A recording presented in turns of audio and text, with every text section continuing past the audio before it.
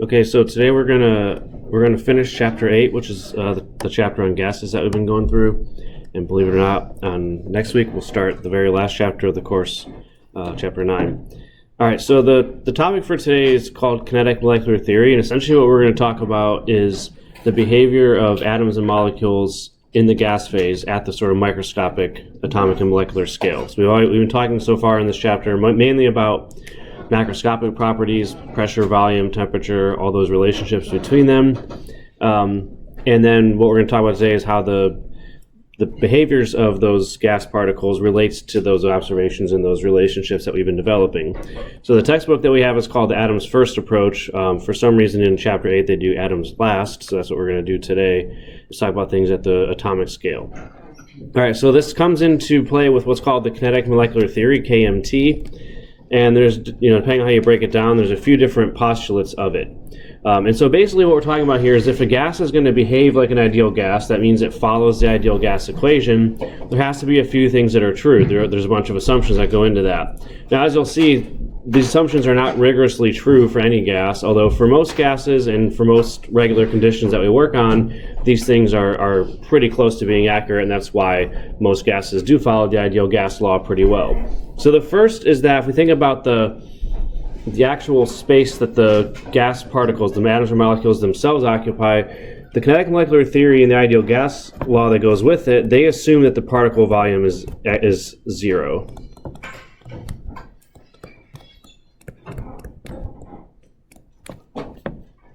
Now we know that this is not rigorously correct because we've already talked about atoms and molecules earlier in the course, and we know that there's some finite radius to every atom that we can define, and probability of finding the electrons and stuff. But in order for it to behave like an ideal gas, we assume that volume is zero, and that the gas particles essentially behave as what's called a point mass. They have mass, so we don't want to get this mistaken and think that, that means they don't have any mass. Gas molecules and atoms have mass, but they're essentially point masses, meaning they have mass but don't occupy any space.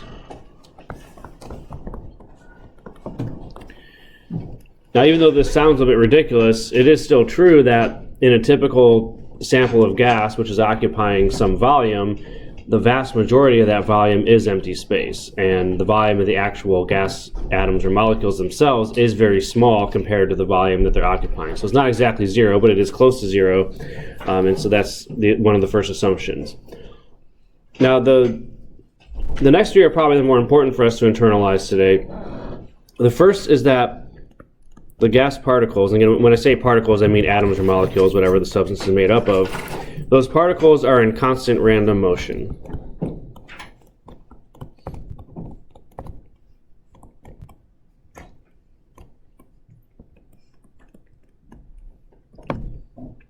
And so when those gas particles are moving around and they're in a container, at some regular intervals, they're going to collide with the walls of the container, and that's what gives rise to the pressure that we observe in any sample of gas.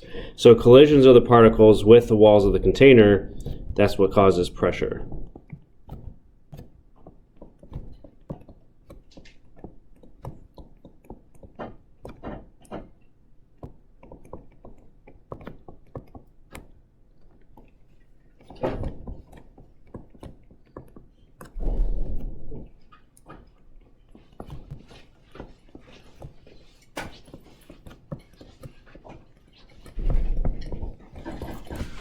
All right.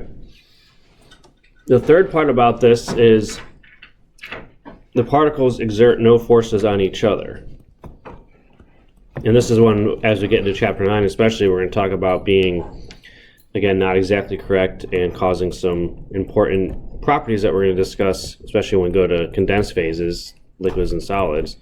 But in an ideal gas, the particles exert no forces on each other. So they're zipping around each other, they collide with each other pretty often, but they don't actually interact with each other in any sort of physical way. There's not an attraction between them, there's not a repulsion between them, they're just running around randomly and running into each other, but they don't exert any force on each other. All right, and then finally, the fourth one, which is important also, is that the average kinetic energy, and we're gonna get some equations that are more specific about this point, although we're not going to really do things numerically too often.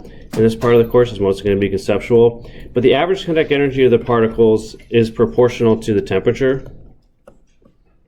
So this is where temperature comes into play.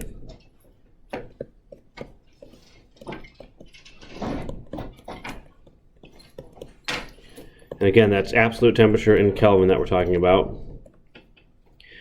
And so what this means is that if we raise the temperature of a sample of gas, that results in more frequent collisions with the walls of the container and with each other.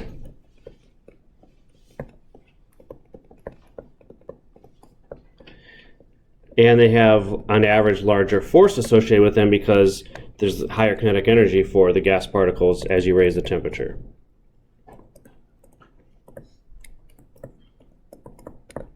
Okay, so this is, this part of this chapter is really the only one that's has a lot of conceptual things involved with it and conceptual problems that will come about.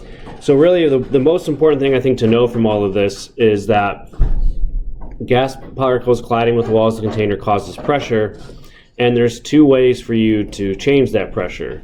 So one would be to increase how often the gas particles collide with the walls of the container, how many collisions there are, and the other is to make those collisions more forceful. Basically, the gas molecules are moving faster, have more kinetic energy. So those are really the two things that influence pressure. You have gas molecules zipping around in a container, hitting the walls, giving rise to pressure, and if they hit the walls more often, the pressure goes up, and if they hit the walls with more force, on average, the pressure goes up. Those are really the only two things. So temperature controls both of those, but it was also talk about if we change the volume of the container, that influences things as well. So that's kind of the starting point then for how we're going to rationalize the ideal gas law and some of the relationships between pressure, volume, and temperature with this kinetic molecular theory of gas.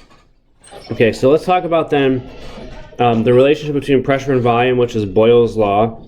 If we start with the ideal gas equation and put pressure on one side and volume on the other, we get, pressure is nRT times 1 over V. Or if we just write that individually as Boyle's law, pressure and volume are inversely correlated to each other. So let's talk about then, we showed in the very beginning of this chapter this relationship, and we found that there's in this inverse relationship. If we increase the pressure, we decrease the volume, and so on. And so let's talk about what happens in this situation. We have a sample of gas, and there's little purple spheres are showing those gas particles. And let's talk about what happens when the volume decreases. Now, if we're decreasing the volume but we're keeping the temperature the same, what we have to think about is that when you keep the temperature the same, the gas molecules don't move any faster. We're going to talk about that in more detail in a little bit. But the particles are still going to move around with the same average velocity, still zipping around. Nothing changes there. But because the container is smaller, those gas molecules are going to hit the walls more often. They have less space to occupy, so more often they're going to run into the wall. And so because of that, you have more frequent collisions, and that causes the pressure to increase. That's one of the ways that we can increase pressure. So when you decrease the volume, the collisions become more frequent. They don't become more forceful on average. The kinetic energy of the gas molecules is the same as long as you're not changing the temperature. But because you have more frequent collisions, that causes the pressure to go up. So when you compress a gas like this, forcing more volume or increasing the pressure and seeing how the volume results, however you want to think about it, whichever direction you're going, basically that's how that relationship comes about.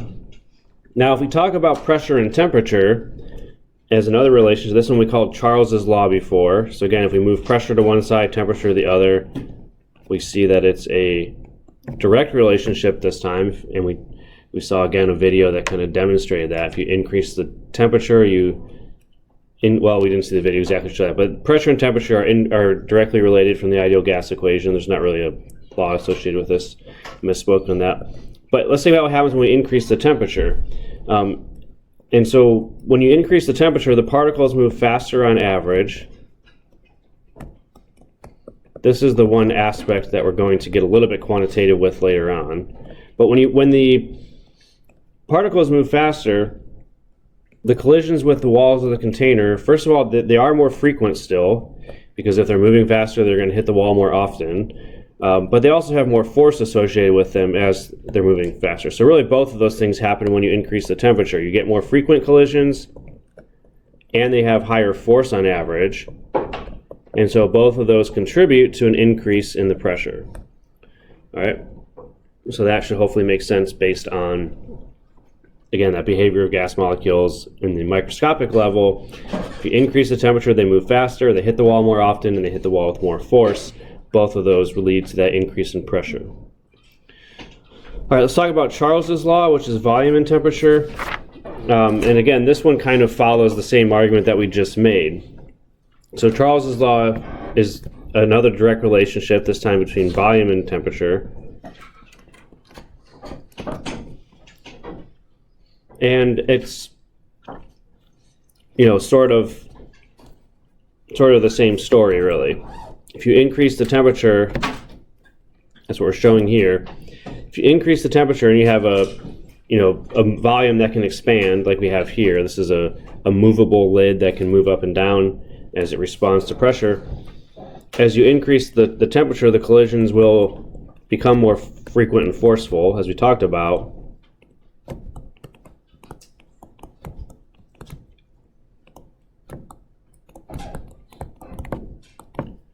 And then if you want to keep the pressure constant, the volume has to increase for that to happen.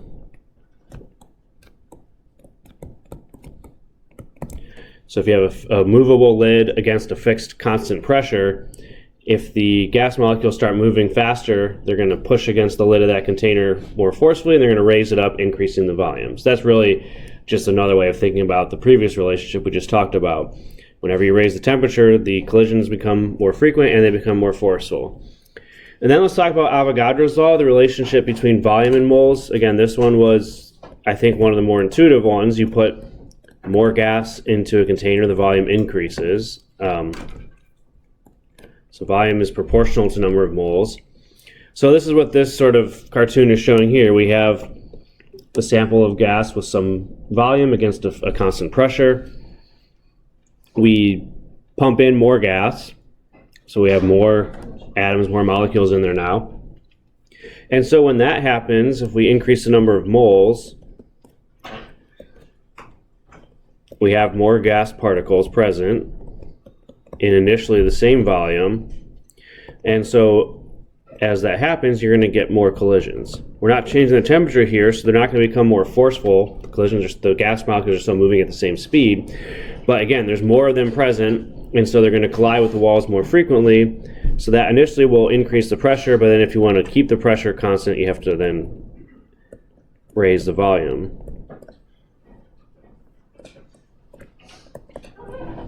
So if you have a movable container lid, again, like we do in these scenarios, when you increase the number of gas molecules in there, they're going to collide with that container more frequently, and they're going to cause that volume to expand as they push up on that lid. So all these relationships can be rationalized with just the idea of gas molecules are moving around in constant random motion, and if you increase how many of them are there, the concentration or the number of those particles, you're going to have more collisions. Or if you increase the temperature and they move faster, they're going to have more forceful collisions as well. So those are kind of the key relationships there. All right, so any questions on those concepts before I move on? Yeah.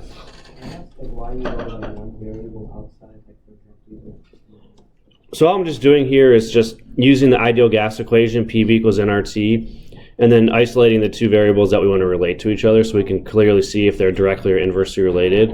Again, some of these have individual equations that we talked about at the beginning of the chapter, but you can always get those same relationships from PV equals nRT as your starting points. That's all I was doing here.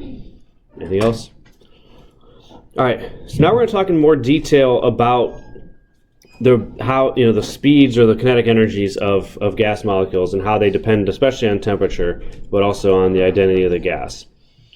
And so what we have here is that if we have a sample of gas at a given temperature, we've already kind of stated there's a relationship between the temperature and how fast the gas molecules are moving, but there's always going to be a distribution of speed. You're not going to have every single molecule in there moving at exactly the same speed. Some are going to be moving slower, some are going to be moving faster, and there's going to be some characteristic average value, which is what depends on the temperature. So if you have a sample of gas, they're going to have a distribution of molecular speeds.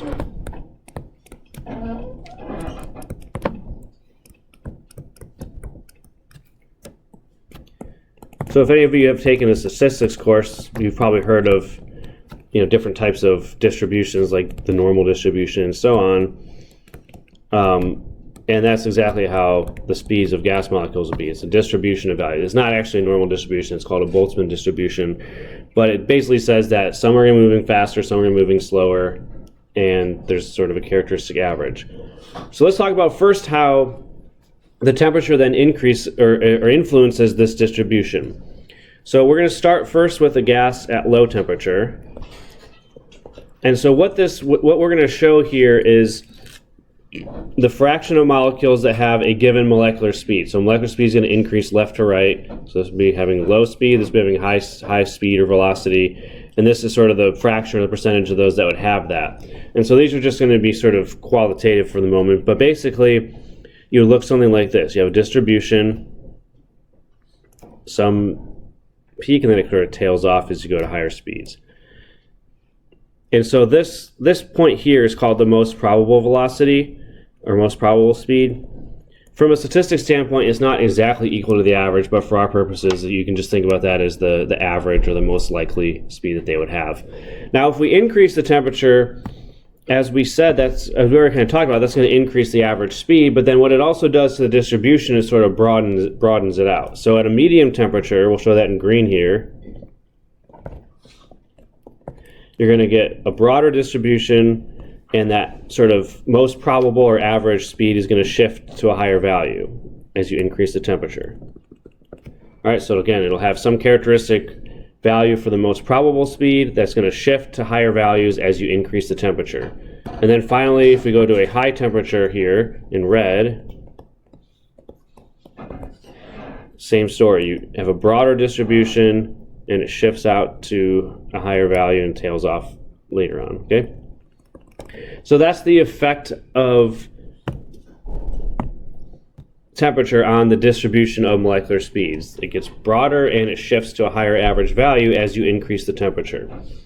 So there is a relationship for this that we'll talk about in more detail on the next slide, but basically the temperature is going to be proportional to the average kinetic energy. I'll label as E sub k. It's kinetic energy. And if you've taken physics, you know that kinetic energy equals 1/2 mv squared. Where again, the bar means sort of it's a statistical average. We don't have to worry too much about the detailed stats or anything behind this, but that's the relationship here. So as you increase the temperature, the average speed increases. That's the key point. Now let's also then talk about if we have different gases in the same temperature, because the kinetic energy only depends on temperature, but that kinetic energy is a function of both the mass and the average velocity. And so if we have different gases at the same temperature, they're all going to have the same average kinetic energy, but because they have different masses, they're not going to have the same average velocity. Okay, so let's talk about what we have for that. So if we have, let's say, O2 first, which has a molar mass of 32, let's say we get a distribution like this for O2. Okay. So if we go to helium, which has a molar mass of 4 from the periodic table, the mass is lower for helium, but if they're at the same temperature, they have the same average kinetic energy. So in order to have the same average kinetic energy, the helium has to be moving faster. It has to have a higher average speed. So its distribution is going to be broader and shifted to the right. Again, these are not totally quantitative at this point, but that's essentially what happens. They're all at the same temperature, so they have to have the same average kinetic energy, but in order for that to be true, if the mass is less, the velocity has to be higher. And then finally, if we go to the lightest gas, which is hydrogen, molar mass of 2, even lighter still, so its average speed is going to be even higher than helium, shifted further to the right. Okay? So when you're comparing different gases that are all at the same temperature, the mass of the gas molecules, or the molar mass in more precise chemical terms, that's going to influence the average speed that they have and the distribution of speeds that they give rise to. All right, and so that's the important thing to realize, is that in terms of kinetic energy, it only depends on temperature, but the velocity that you're going to see, the average velocity in particular, also is a function of the mass, as we'll see. All right, so that's kind of at a sort of qualitative and conceptual level the key relationships. So we'll talk now about the mathematical relationships as well. Now, we're not really going to use these exact equations too much. There is a form of this equation in sort of a relative sense that's going to be important for us later on that we'll get to. But let's just talk about the mathematical relationships first. If I can find this slide. Okay, here we go. All right, so what we have here is, we talked about in the last slide that the average kinetic energy is proportional to temperature. And so the precise equation for that, again, this little bar above means average. It's going to be 3/2 times the universal gas constant R divided by Avogadro's number times temperature. So this is the average kinetic energy of a single gas atom or gas molecule in a sample. Okay, so again, R is the gas constant.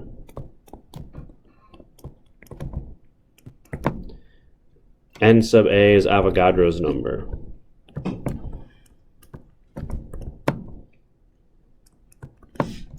And T is the temperature. All right, so that's the relationship between average kinetic energy and temperature for a single gas molecule. So again, if you have a sample, they're going to have a distribution of kinetic energies. If you want to know what the average is for one individual molecule, this is how you would get it. As I said, we're not going to really use this equation, but this is the starting point for some things we're going to get to in a little bit. Now, the other thing we can say is that the average kinetic energy from the definition of kinetic energy is also equal to 1/2 times the mass times the average of the square of the velocity. All right, and so again, m here is the mass of the particle, and this v squared with a bar above it is the average of the squares of the molecular speeds.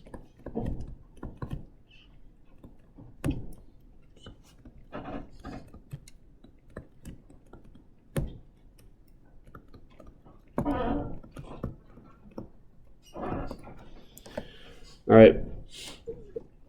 There are some precise statistical differences between, average of the square and square of the average, but don't worry about that detail for this course. We don't expect you to have a stats background before you start, and I don't have a particularly good one myself anyway.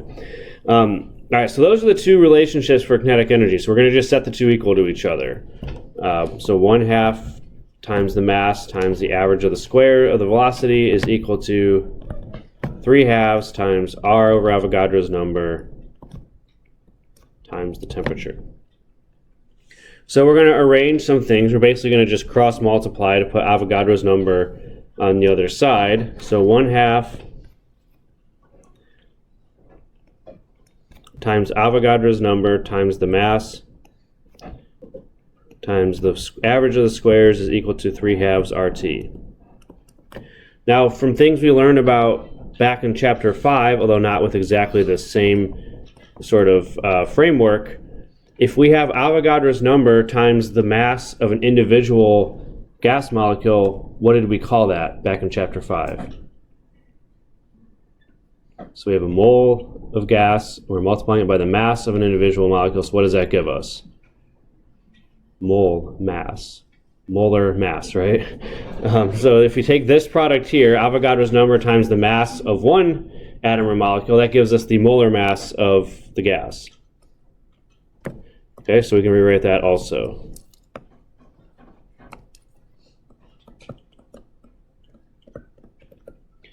And so then what that means, if this whole thing is molar mass, we can solve for the average of the squares of the velocity, which is going to be equal to 3RT over Avogadro's number times mass, which is equal to 3RT over the molar mass. And then if we take the square root of this, that gives us what's called the root mean square velocity. And again, it's not exactly equal to average, but for our purposes, we can just think about it that way. That's equal to square root of 3RT divided by the molar mass. All right, so if we wanted to calculate the average speed of any gas molecule, all we need are the temperature and the molar mass of that, and we can get it. Yes, again, because of this dependence on kinetic energy, both on the temperature and on this 1/2 mv squared, that's the sort of typical definition of kinetic energy. So putting those all together and simplifying, we get to this equation here. Like I said, we're not really going to actually use this equation too much, probably not at all, but you should be at least a little bit familiar with what it means conceptually. And then later on, when we start talking about some properties of gases that are related to how fast they're moving, we are going to use this equation in sort of a relative sense, comparing two gases to each other, but not necessarily in an absolute sense. Yeah. What's that subscript for the velocity of RMS? It means root mean square. So it's just a precise statistical term, which means if you take so this v square with the bar over it is the average of the squares. And if you take the square root of that, that's called root mean square. Again, if you've taken stats, that probably makes sense. If not, don't worry about it because we don't expect you to have that level of insight into the statistical things. Just treat this as an average is fine for us. Okay, so then we're going to have this equation going forward. And like I said, you won't see any homework questions that ask you to do this, but we're just out of curiosity. Let's just see how this works, okay? Just as a numerical demonstration. All right, so the RMS speed for a sample of argon at 17 degrees Celsius. So that's actually really close to today's temperature. It's abnormally cold for April right now, but today's temperature is pretty close to 17 Celsius, at least when I got here it was. And so let's see if we had a sample of argon, what would be its average speed at that temperature. So we're just going to use that equation that I just gave you.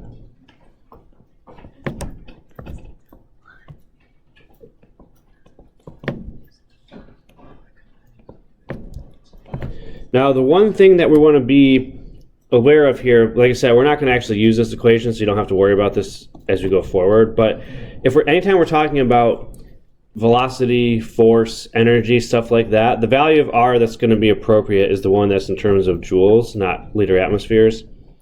So we're going to use this value of R whenever we're talking about things related to energy and speed and stuff like that. But again, don't get too hung up on that because we're not going to really use this equation. The form of the equation we're going to use, that's going to drop out anyway. So we have 3 times R, 8.314. And then again, for any equation that involves absolute temperature, it needs to be in Kelvin. And so the temperature is going to be 17 Celsius plus 273 is 290.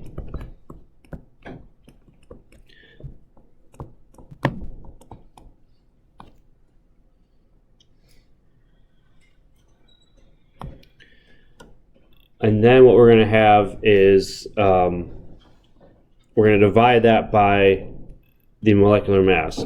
Now the other weird thing about this equation is joules is a compound unit that's based on mass in kilograms, not in grams. So we're going to have to use the molar mass in kilograms per mole, not grams per mole. So again, there's a lot of weird units in these equations, but don't worry about that because we're not going to really use it later on.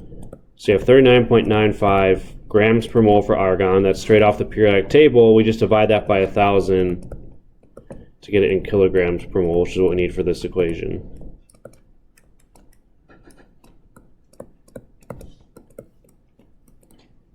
So that's what's going to go down here in the denominator.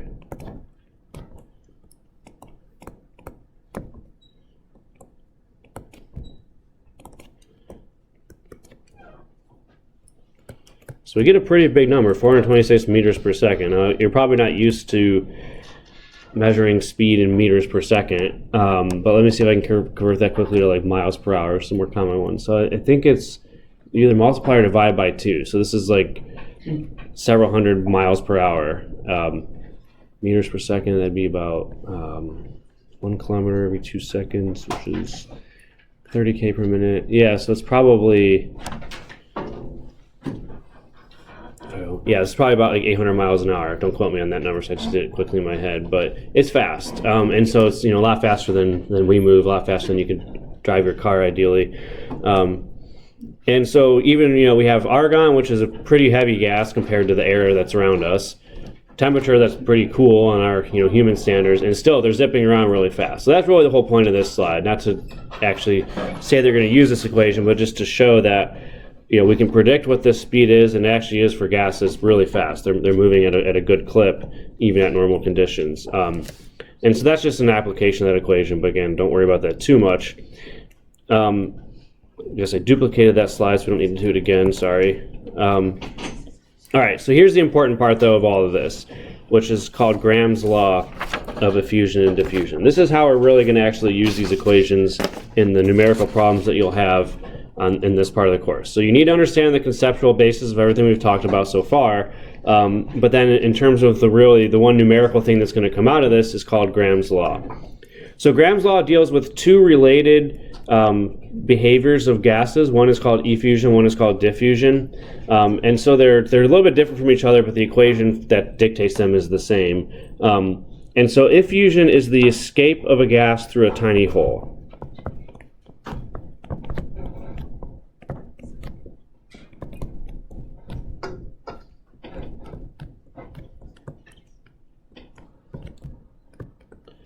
Another way to think about this is that effusion is leaking, or a leak rate is what we're really talking about here.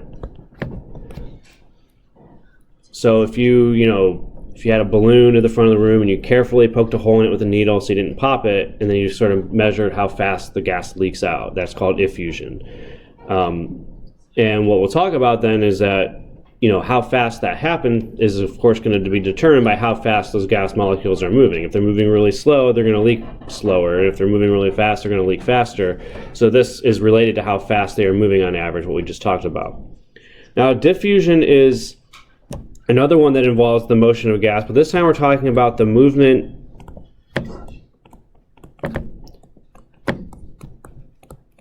of a gas through another gas.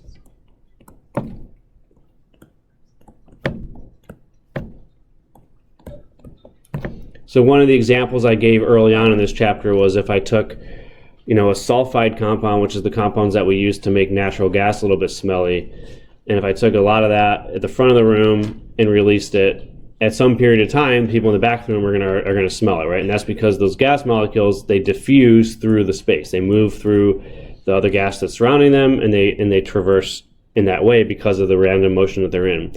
So these are two slightly different concepts, but again, whether you're talking about effusion or diffusion, the equation for these in a relative sense is the same, because both of these properties are proportional to that root mean square velocity, the average speed that the gases have.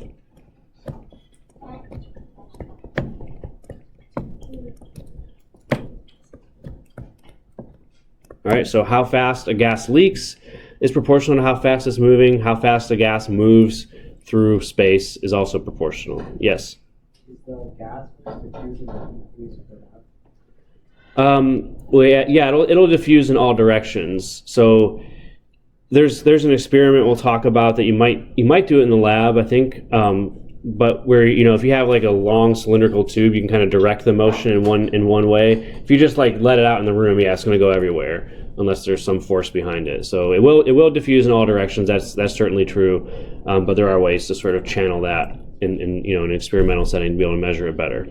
But both of these are proportional to root mean square velocity. So if you see a problem that asks you anything about the rates of diffusion, rates of effusion, and particularly when you're comparing two different gases as we typically do, then what you're going to say is that the rate of one gas, A, over the rate of the other,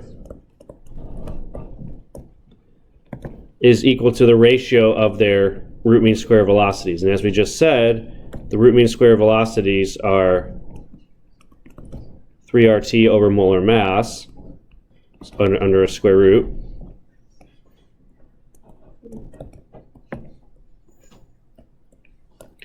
And so when we compare two gases and we compare their rates of diffusion or effusion, we're comparing them at the same temperature. And so this whole top part, this 3RT under the square root sign, is going to drop out. And then what we end up with is just an inverse square root of the molar mass ratios.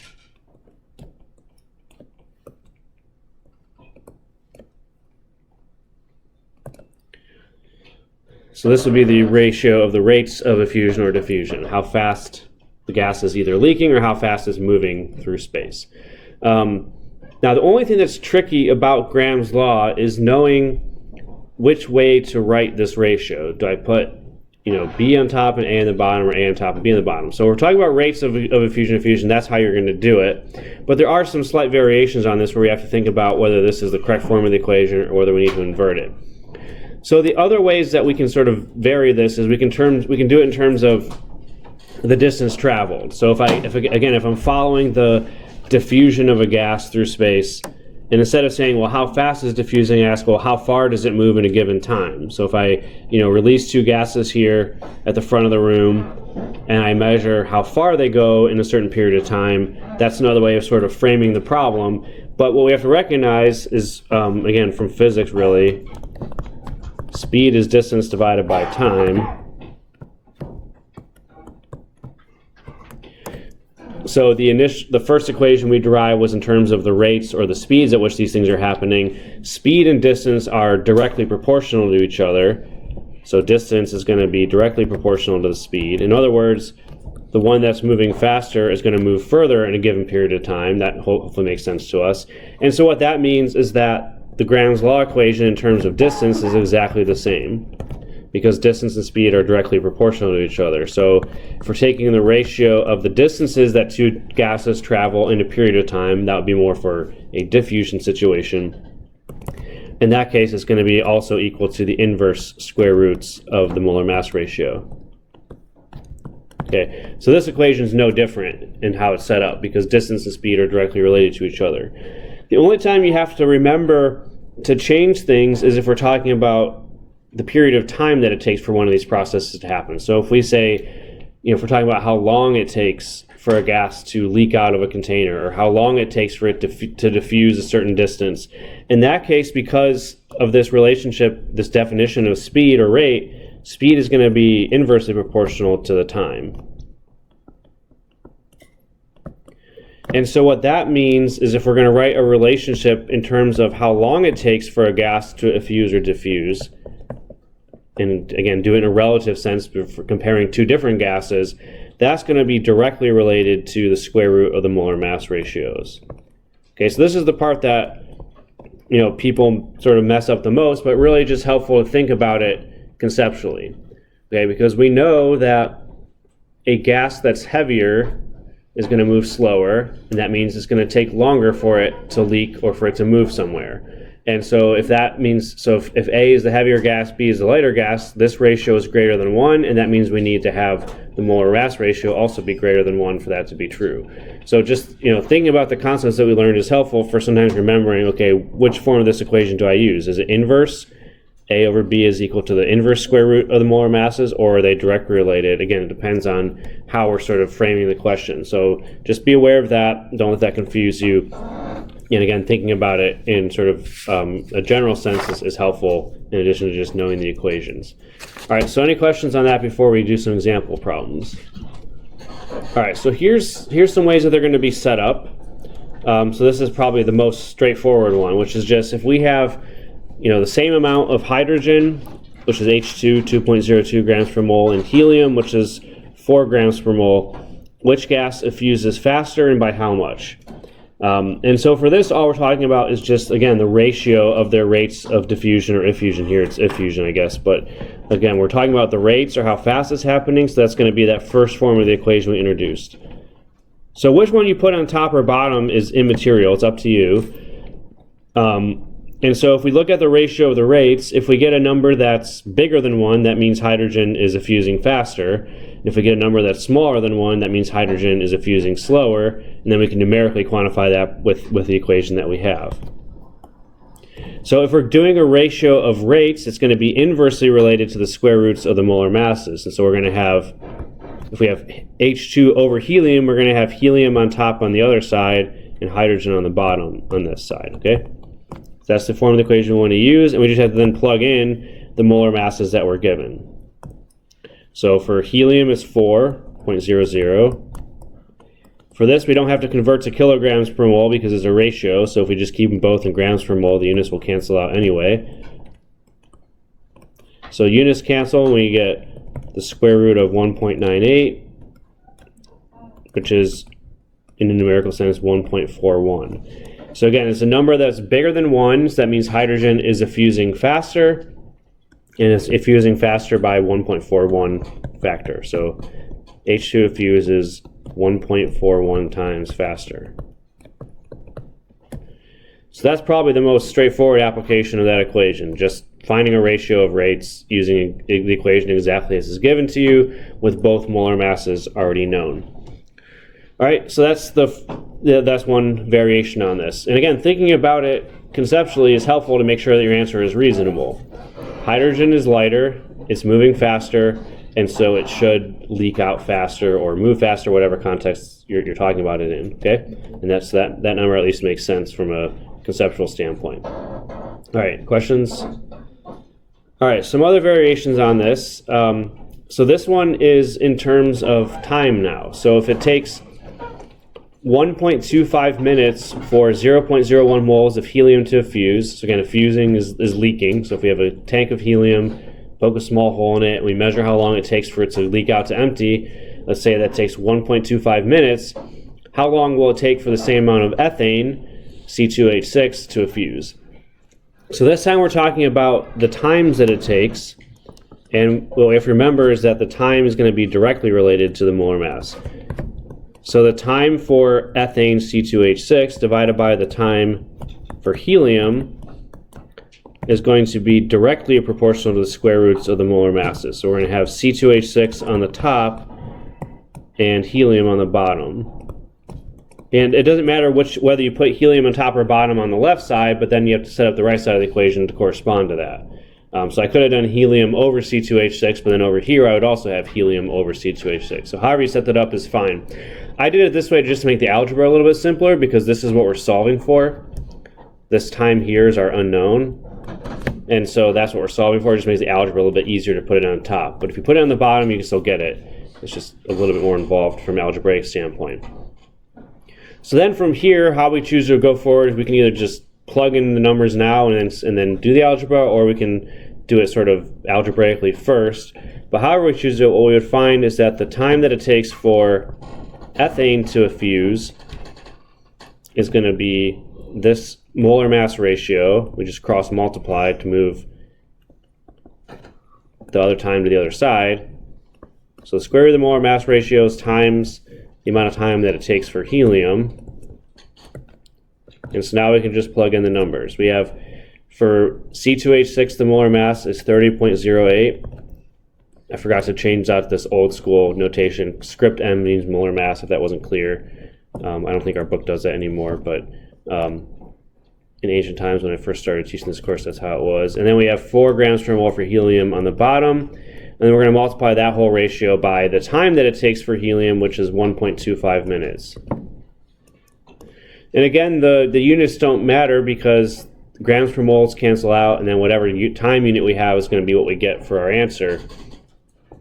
And so what this comes out to is 3.43 minutes, so it takes longer. And as usual, thinking about whether your answer makes sense is helpful before you just move on. Ethane is heavier than helium, so it should leak out slower, so if getting a bigger time at least makes sense. Just because it's bigger doesn't mean it's right, but if it was a smaller number, then that probably meant you set up one side of your equation incorrectly, and you have to double check yourself, okay? All right, so any questions on that? All right, how many more of these do we have? All right, and then the last one that's sort of this simpler variety is, the other thing that we can use Graham's law for is to find an unknown molar mass. So we have an equation that involves molar masses. If one of those gases is unknown, we can solve for what its molar mass is in this way.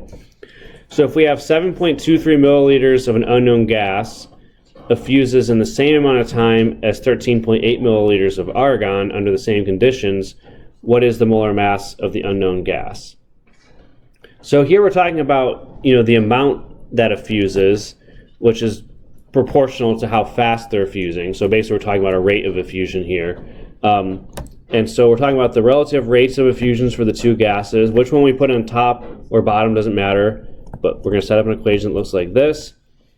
So we're looking at the rate of argon, which is our known gas, over the rate of our unknown gas, which I'll call x, and that's going to be equal to the inverse square roots of the molar masses. Again, the amount that effuses is proportional to how fast they're effusing, so it's going to be the same form of the equation, this sort of typical form, which is inverse relationship involving the square roots of the molar masses. And so this is what we're going to solve for here. This is our unknown. We haven't dealt with algebra a lot or at all yet that deals with square roots. So this square root ratio can also be written as a ratio of individual square roots. So the molar mass of X, which is our unknown, divided by the square root of the molar mass of argon. So that's an alternative way of writing it, which makes it a little bit. So we're going to solve for this unknown molar mass. All right. So we can just put in the numbers. Again, whether you like to do this algebraically first or put in the numbers first, but I think for this one we'll just put in the numbers, makes it a little bit simpler. So the rate for argon is 13.8 milliliters per whatever unit of time they measure this for. The rate for the unknown is 7.23. So in the same period of time, less of the unknown gas diffuses, so it should be a heavier gas as we think about it. And then that's going to be equal to the square root of the molar mass of argon, which is 39 point, sorry, we're keeping that on top, my bad. Unknown on the top, and then argon on the bottom.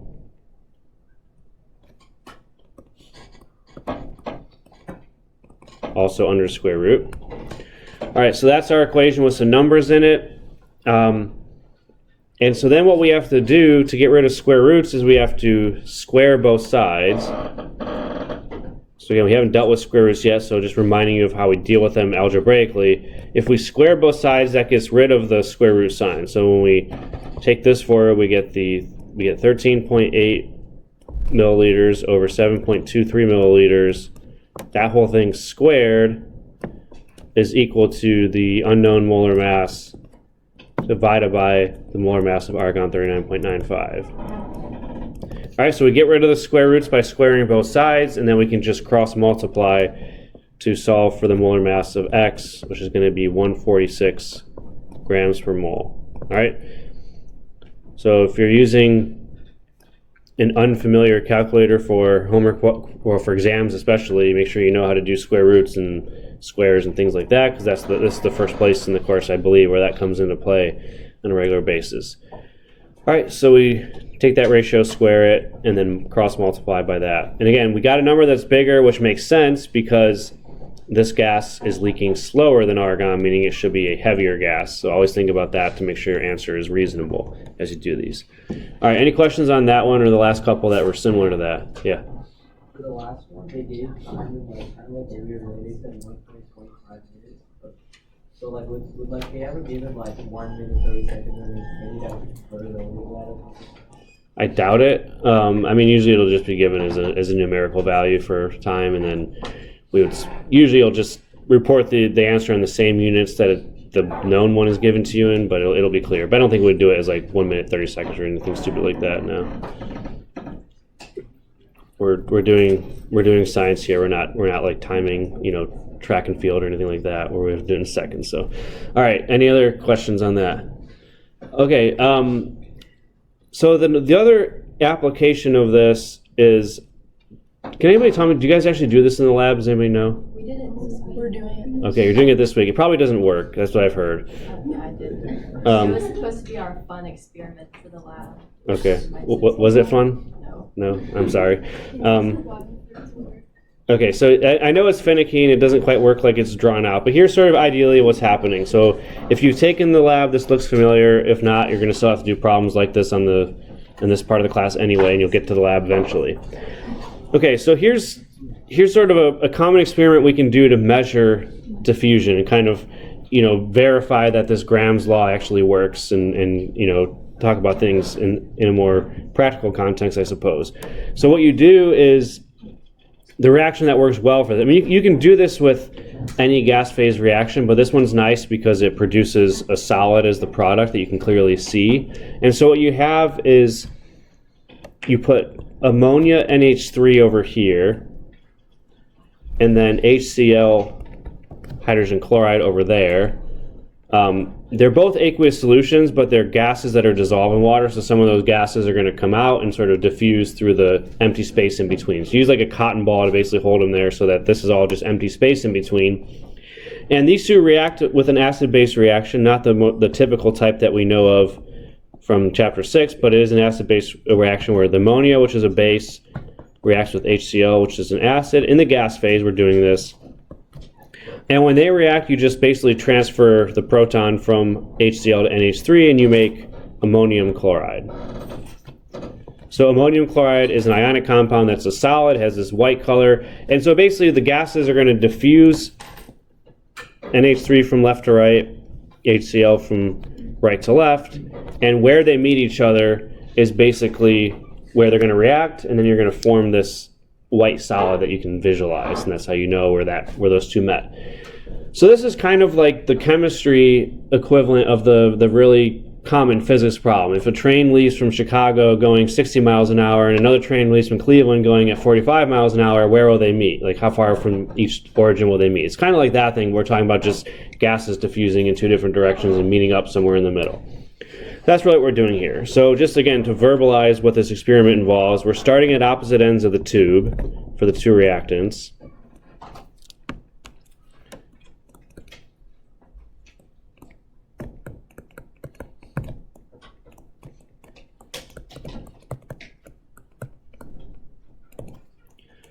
The two gases, NH3 and HCl, diffuse until they meet.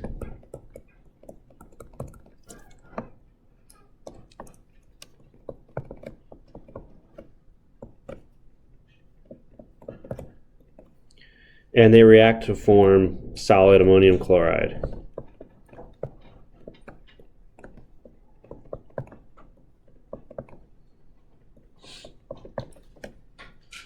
At least that's what's supposed to happen. Apparently it doesn't very often, but I never had the pleasure of doing this experiment when I was a student, so I don't know the fun times you guys all had. All right, so that's the situation. And so what we can do is we can use everything we've learned up until now in a given situation to predict where they will meet. Okay, so in the lab, your job would be to measure that, of course. We're going to just use paper and pencil and all the equations we have to predict where exactly that will happen. So here's the situation. We'll have this exact situation, HCl and NH3 reacting from opposite ends of a tube, and the tube is 30 centimeters long, so that's basically 1 foot. How far does the ammonia travel before reacting with the with the HCl? Okay, so again, what we're looking for here is, if we just draw it out diagrammatically, we have a tube that's 30 centimeters long. It's 30, not 300. We're releasing NH3 from one side, HCl from the other. They're going to meet somewhere in the middle and react. And what we're trying to calculate here in this problem is this distance here, how far the NH3 travels before it meets up with the HCl and the reaction happens. So what we're going to do is we're going to set this up as sort of two equations with two unknowns. So we don't know how far either of these distances is, the distance that NH3 travels or the distance HCl travels, but we can solve for either or both of those. So the first thing we're going to do is we're going to use Graham's law to set up a ratio of the two. Again, whether you do HCl over NH3 or NH3 over HCl is up to you. But if we do the ratio that HCl travels divided by the ratio that NH3 travels, again, if we're talking about the distances that they travel, that's going to be inversely related to their molar masses. The one that's moving faster is going to travel farther. And so we need to have an inverse relationship there with NH3 over HCl.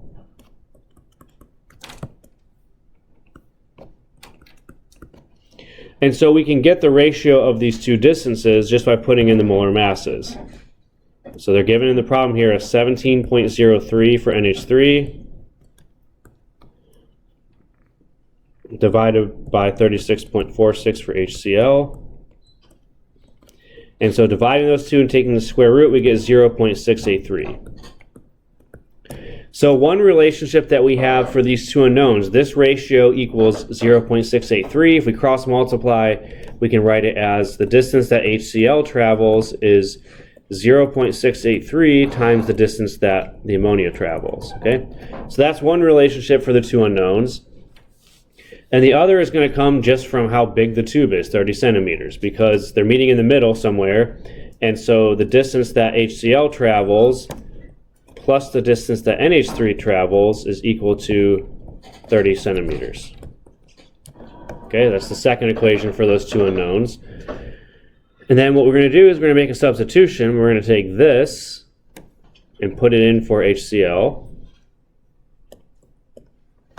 And so then that modifies as 0.683 times the distance that ammonia travels plus the distance that ammonia travels equals 30. And so when we solve for that, we just have one variable now in this equation.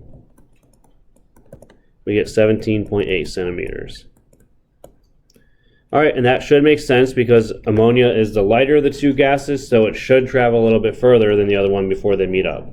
So it goes about 17.8, the other one would go 12.2, and that's where they would meet up with each other a little bit more than halfway because of the different molar masses of the two gases. Okay, so that's just an application of those same relationships, same concepts, and one that you will see in the lab at some point, whether you're taking it now or in the future. You'll see this come up again. All right, so any questions on that? All right, so that's the sort of last numerical thing we're going to do in this chapter. The very last things we're going to cover are more conceptual, and they deal with, real gases. And so we've talked all along about ideal gases. Those are ones that they follow the ideal gas equation, and they follow the ideal gas equation because of the kinetic molecular theory, the idea that the gas molecules don't take up any space, they're moving around in constant random motion, they're not interacting with each other in any sort of meaningful way, and that gives rise to all these behaviors. But let's talk about what actually happens with real gases, which, no gas is going to perfectly follow the ideal gas law. Nothing is, if you haven't learned this yet, you will. Nothing in life is ideal, unfortunately. That includes gases. So for ideal gases, we have PV equals nRT. And so if a gas was behaving ideally, the ratio of PV over nRT should be equal exactly to 1 for an ideal gas. All right, again, we're just dividing both sides by nRT, so PV divided by nRT should be equal to 1. So if we have some amount of an ideal gas, if we were to measure it at any given pressure, if we were to take that sample of gas and pressurize it to any level, the ratio of PV divided by nRT should be exactly equal to 1. That's what they should do. But what actually happens is they're going to, especially as we get to really high pressures, they're going to deviate from this. And the deviations can take on different forms depending on what kind of gas it is. And that'll make a little bit more sense once we get through the stuff in Chapter 9. But basically for now what we know is that, let's say we have H2.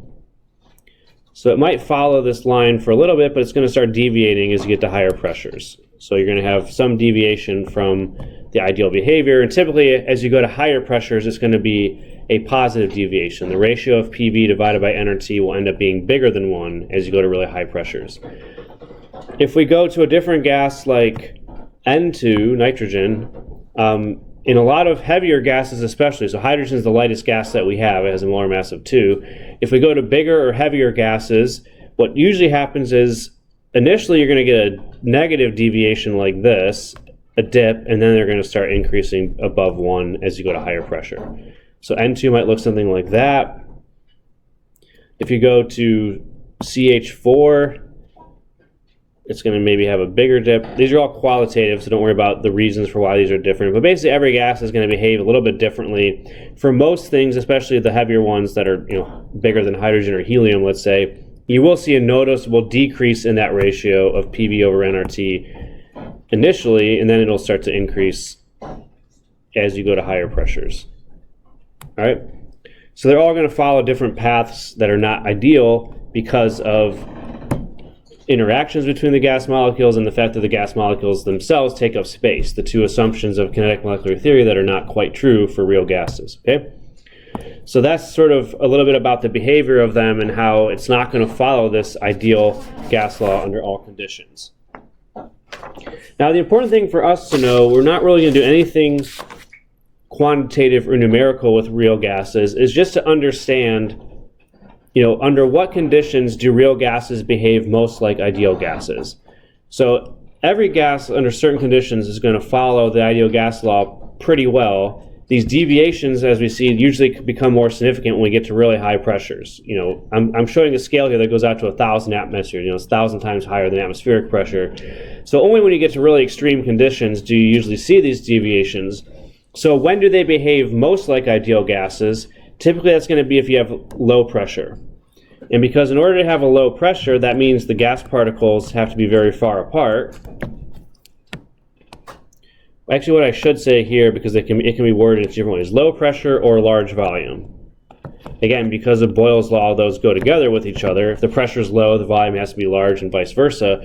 And so if you have low pressure of a gas or it's occupying a very large volume, what that means is that the gas particles are very far apart.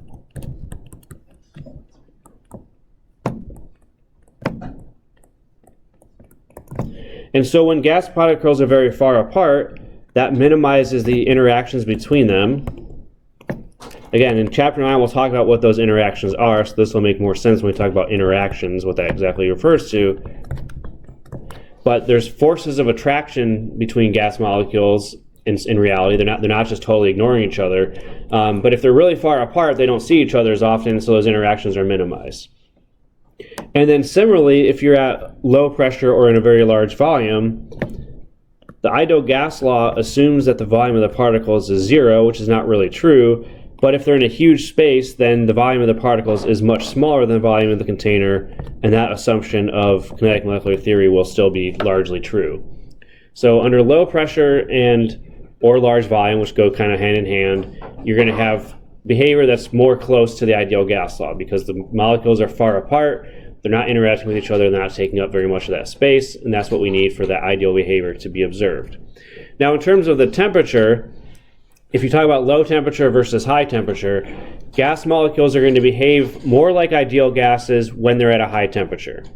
And that's because, as we've talked about today, when they're at high temperatures, they're going to be moving really fast.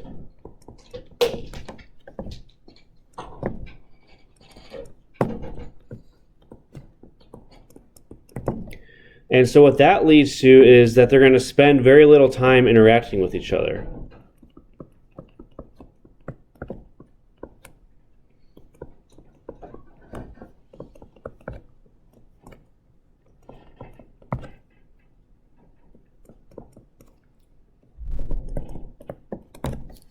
All right, so the gases are moving very fast around the container, and so instead of sort of sticking to each other, which causes deviations from ideal gas behavior, they're going to just zip right by each other. They'll bounce off each other, but they're not going to spend a lot of time interacting.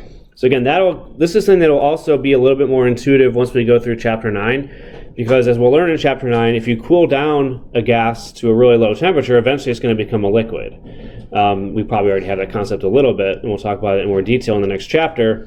And so if you go to low temperature, the gas starts behaving more like a liquid, less like a gas. If you're at high temperature, it's going to behave more like an ideal gas. And so that's going to be the key relationship there in terms of temperature. The higher the temperature of the gas, the more it's going to behave like an ideal gas. So that's the most important thing we want you guys to know about real gases, is these sort of concepts in terms of, when do these deviations actually occur. So at low pressure and large volume, they're going to behave like an ideal gas. If we force the gas to occupy a really small volume, or we raise the pressure really high, as we showed here, that's when they're going to start deviating.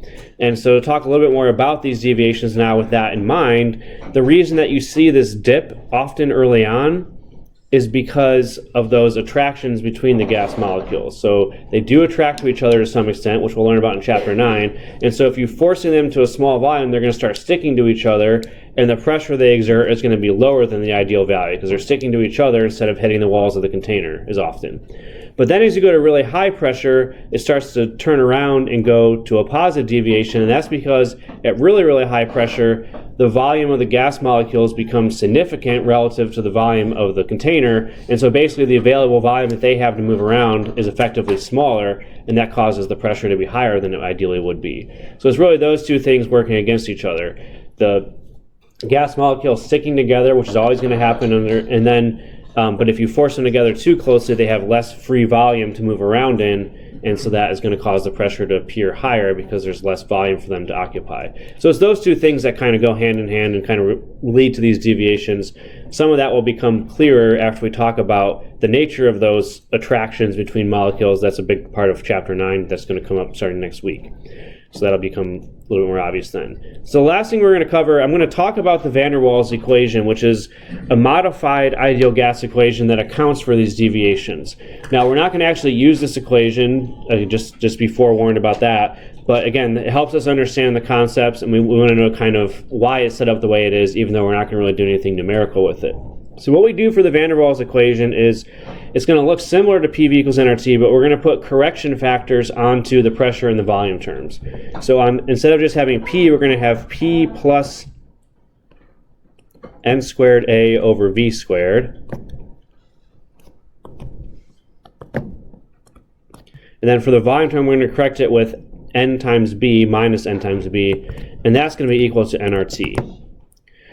So the way this equation was derived, this is not based on any sort of, physical principle. A lot of the equations were derived by, careful observation and relating, theories and things like that. This is purely an empirical equation. This is essentially someone, more like a mathematician than a chemistry in some sense, just sort of fitting the behavior of real gases and trying to come up with an equation that best fits that behavior.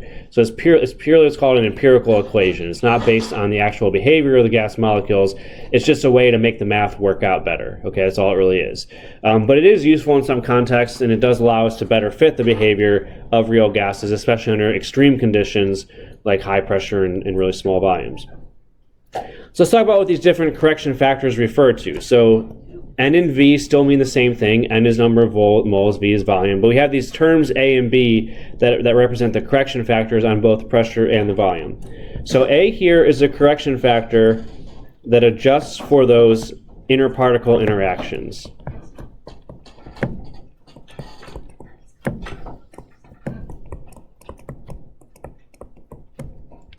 All right, because as I said, when the gas molecules are sticking to each other, when they have those forces of attraction that they all actually do have, that's going to cause the observed pressure to be a little bit lower than it should be because they're sticking to each other and they're not able to run into the walls of the container as often. And so we correct that with a positive correction here to make the measured pressure a little bit higher so that it fits better with the ideal gas behavior, or with the real gas behavior. And then the B term here, which is a correction that goes with volume, this is going to account for the volume of the gas particles themselves.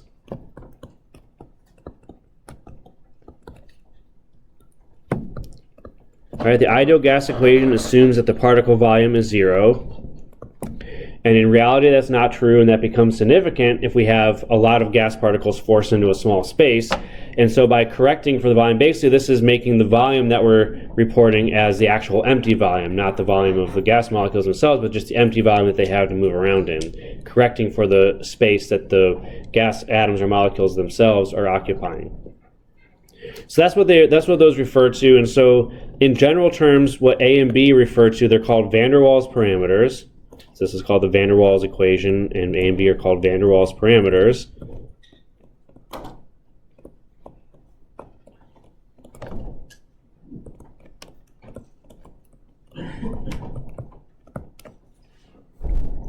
These are going to be experimentally determined values. And so again, the way this equation was formulated and the way that these A and B terms were measured was just by measuring the behavior of real gases and fitting it to the best equation they could find that fit that behavior. It's just a fitting exercise.